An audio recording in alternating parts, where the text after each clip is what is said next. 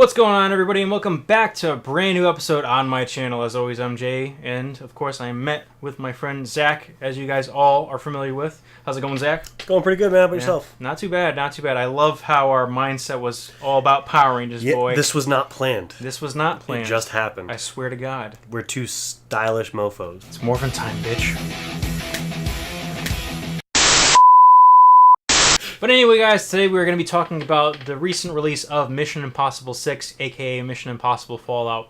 And guys, there is no shortage of this franchise stopping anytime soon, especially with how this film was. Me and Zach just got out of seeing it, and actually, you know, the high has come down, so now we can kind of take off the rose-colored sunglasses and really take a look at this film. Yeah, look at it critically, make sure that we're not just loving it because we just saw it. Exactly. It's important to think about that type of stuff when you're thinking about how you like the movie. So. Now, that being said, though, what do you think of the movie? I still think it was fantastic. I think that the Mission Impossibles are getting better and better, which is something that's very rare for a franchise to continuously build up steam as they go, 20 years later? Right? If not more. Like, it's been a long time. The first one was in 93 or 94? Yeah, so 25 years-ish. Ooh, wow. That's a quarter of a century for Tom Cruise just being an action star. And speaking of Tom Cruise, he really did amazing stuff in this one. This one, it didn't feel like a sixth entry in a series. Not at all. It felt like kind of a first or a second one. Well, in the sense of you do need to know about the characters. You do need to know a little bit behind the backstory in order to really fully understand this one. Because there is a lot of stuff that calls back to the last movie and the one before that. Honestly, I feel like these past three ones have been so intertwined. Well, not Ghost Protocol, because Ghost Protocol kind of took a step away. But like, if you've watched the third one and you haven't watched Ghost Protocol and you just watch Rogue, Nation, or it's Rogue Nation, Rogue One. Rogue Nation, and then this one, it works seamlessly. But if you see the Ghost Protocol one, it works out great too. But this one right here, I mean, hands down action. I've never felt so tense in a movie like this one. White knuckled freaking. I was like this half the time.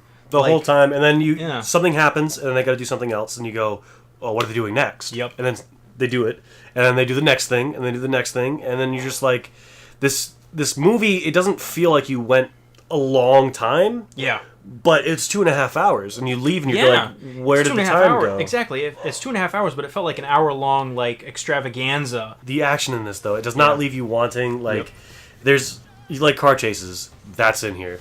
You like on-foot chases, that's in here. You like straight-up, just slugfest action in a bathroom. That's in there. It's a little specific. Weird that you'd like that, but that's in there. Yeah. A lot of stuff. Listen, all I can say is James Bond right now has nothing on Ethan Hunt. Not at all. As far as the spy series goes, Mission Impossible to me it's always been a subtle favorite of mine, and I feel like it's always kind of taken a back burner because I feel like it's not as mainstream to be a Mission Impossible fan. But I've loved every movie, and this one just keeps it going, and God, the action in it is just edge of your seat the whole time. Whole time. Of course. And you know what the question is on everybody's mind is, was the mustache worth it? Henry Cavill brought his A-game. He was playing a character unlike any we'd seen him play before. Yeah. Obviously, he was teased a little bit in the trailers, so it's a light spoiler. But the thing is you knew he was going to be chasing Ethan Hunt, but you don't know to what extent he is an antagonist. He is doing a little bit more than just chasing Ethan Hunt around. He's basically the unstoppable force to Ethan Hunt's immovable object. Remember the rumors of him trying to go out for Bond a long time ago? Yeah. He can totally do it now. Yeah, a little while ago. And the thing is like, he says he's ready to do Bond now. After this movie, he's ready to do Bond because... And he would crush it. He is, like, hard-edged Bond right now material. Him for Bond, though, the only thing is I don't think he has that oozing sexual charisma. And furthermore, no comment. But anyway, guys, overall, the film, what would you say rating-wise? If I were to rate it out of 10, I would give this one a 9.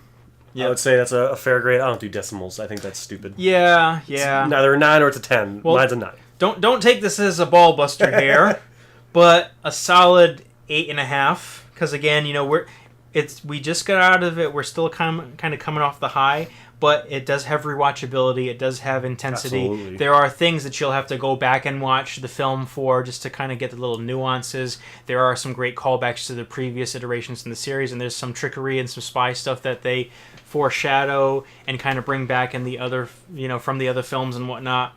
And there's a lot of smart writing in this one, especially though that is tied to the last 2 or 3 films. That is fantastic, and the growth of Ethan Hunt is not stunted at all. The thing about the whole series, I mean, all 6 of them is, despite all these giant action set pieces, despite just the nonstop edge of your seat action all the time, at the forefront of the story, it is Ethan Hunt. Yep. And this one doesn't deter from that. It adds to it in ways. But man, for me, it was just a great time. So I would definitely recommend it to all of you out there to go see it. Absolutely. Definitely go and check it out soon. And if you want to take our word for it, we appreciate it. Smash that like button if you liked what we had to say about the movie. Like, comment, subscribe. Leave all feedback, even if it's negative, of course. And keep an eye out for our next video and my next video on my channel if you like what you see here, of course. Park it. I'm Jay. I'm Zach.